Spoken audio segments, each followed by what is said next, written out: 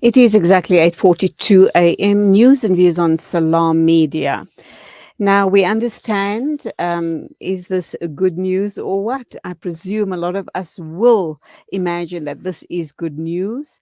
At the BRICS Summit, the annual BRICS Summit held in the country, of course, this past week, the Minister of Energy signed a joint memorandum of cooperation with 8 Chinese power companies to help solve the energy crisis in the country.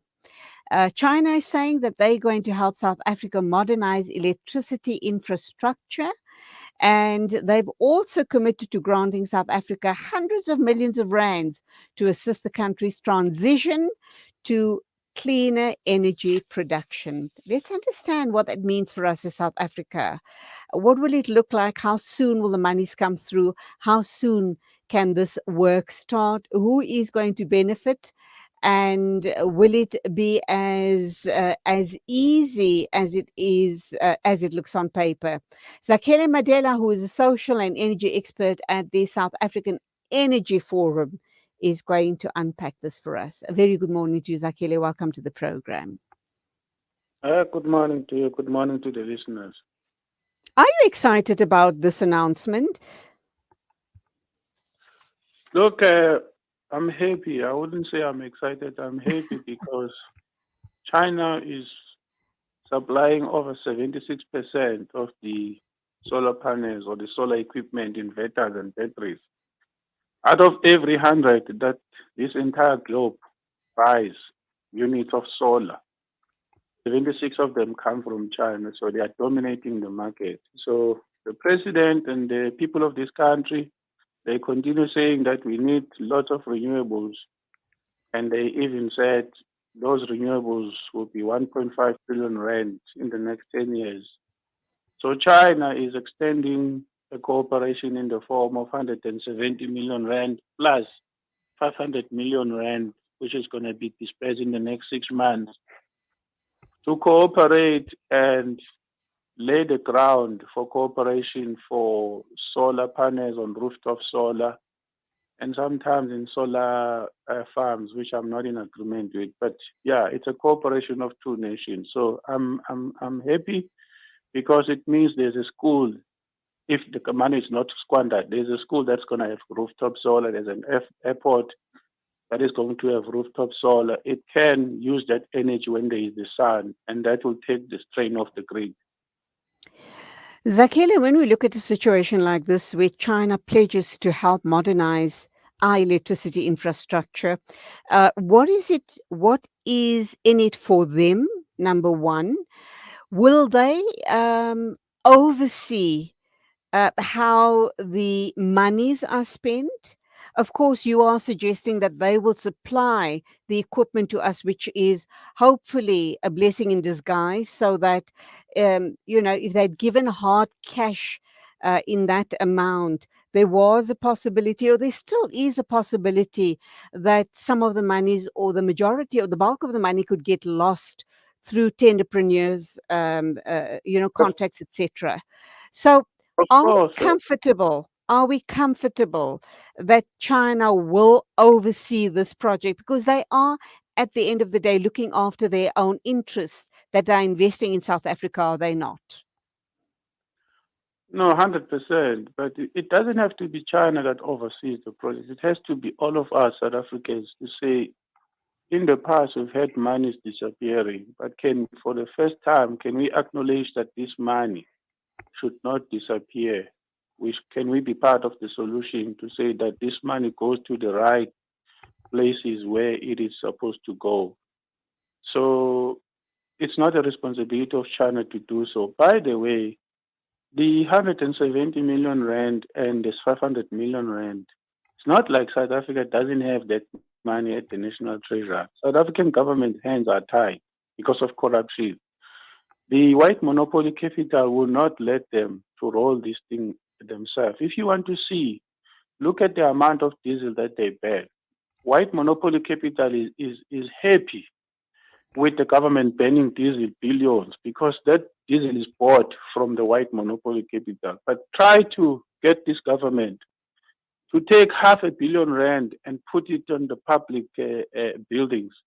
The answer is a big no. So our government has had to go to China and ask for money because it cannot be allowed.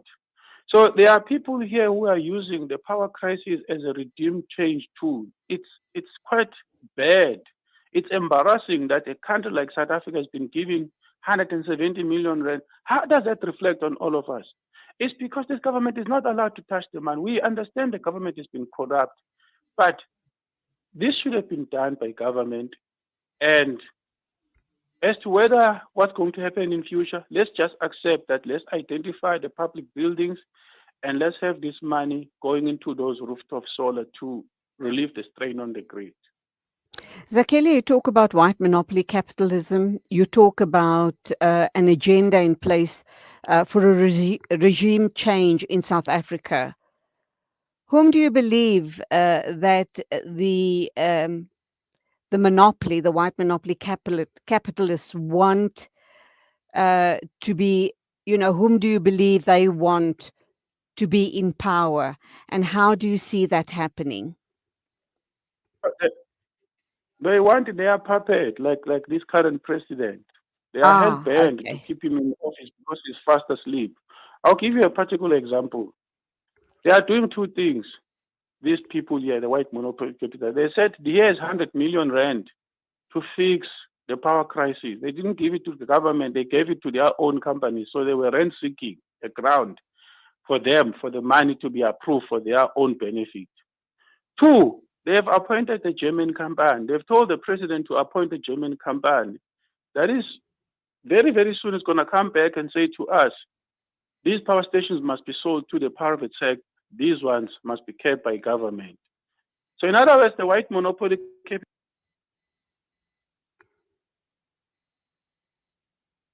Okay, we seem to have lost Zakhele Madela. He is a social energy expert at the South African Energy Forum.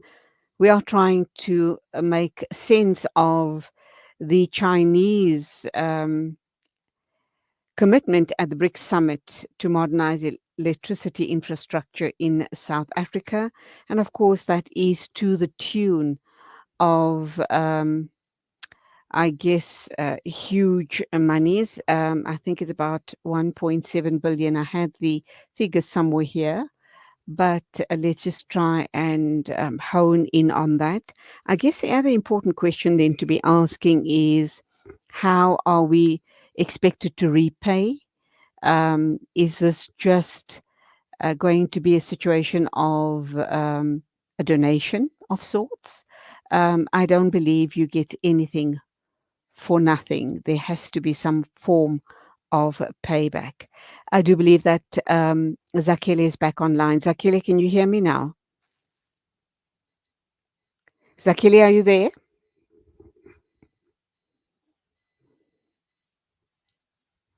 Zakhele?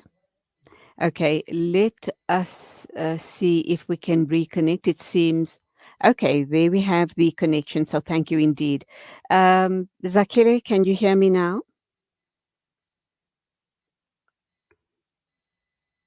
Okay, we seem to be having a bit of a problem with connection.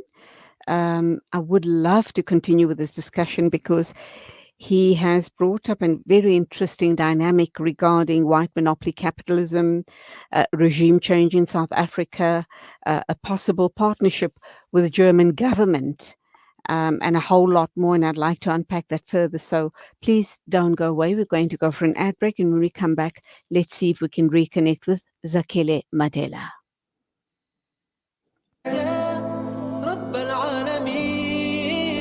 Listen to something fresh. Listen to Salam Media, your humanitarian broadcaster.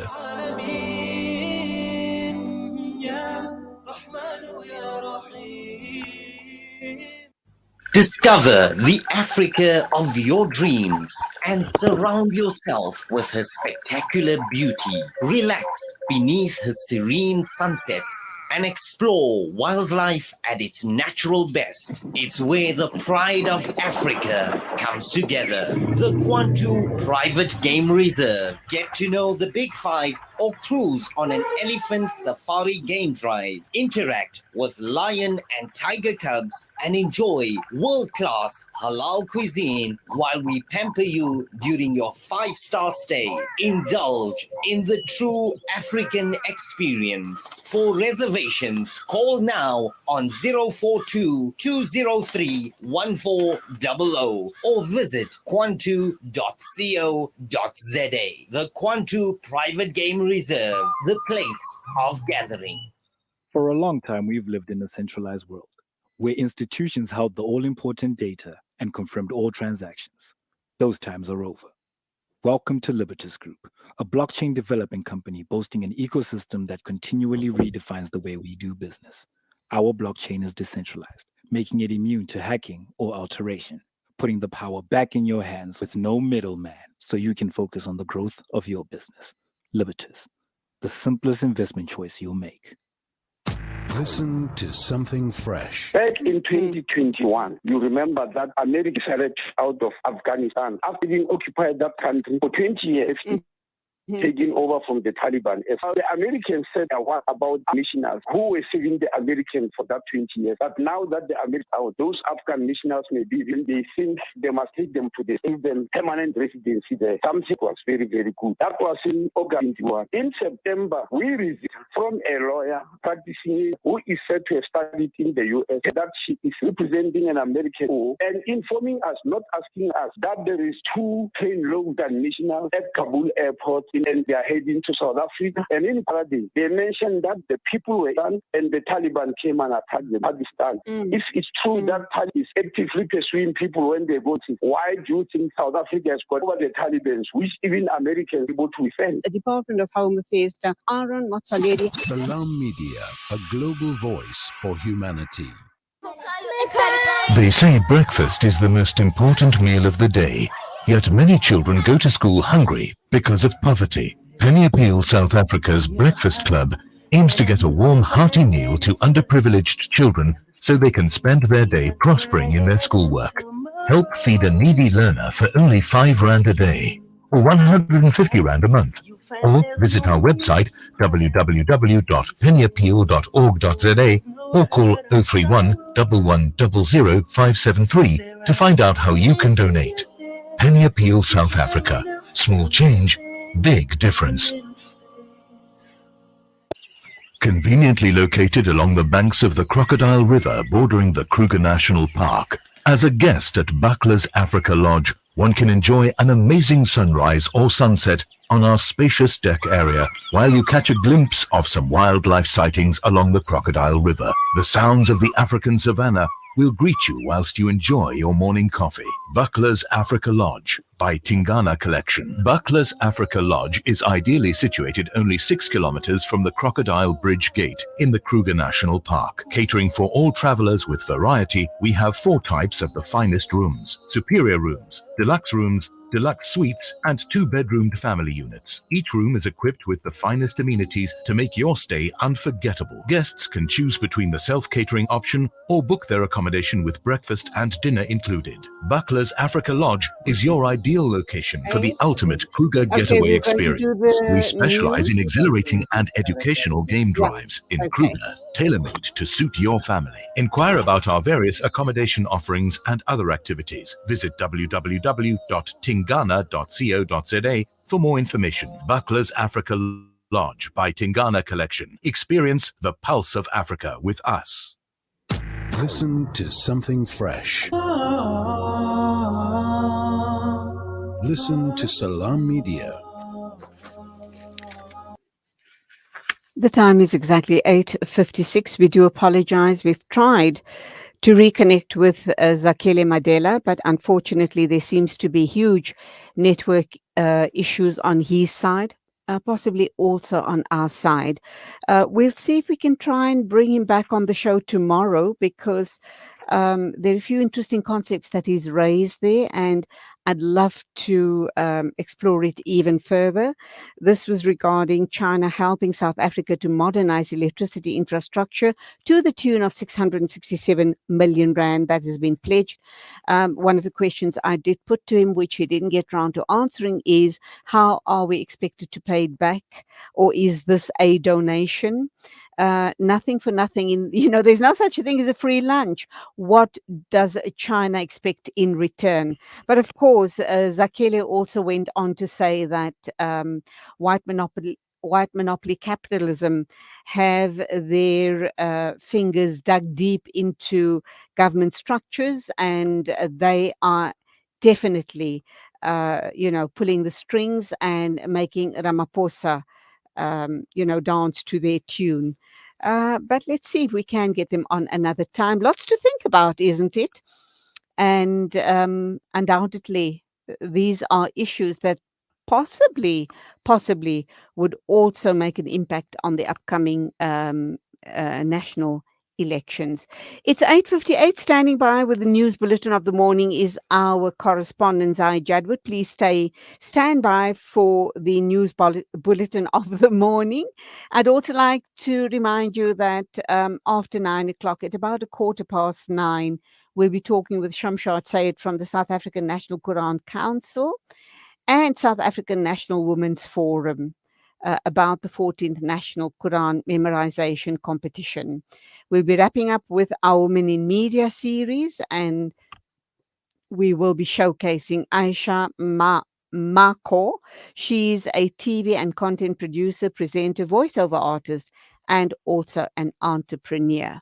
So all of that and more coming up. Please stay with us right here on News and Views on Salam Media.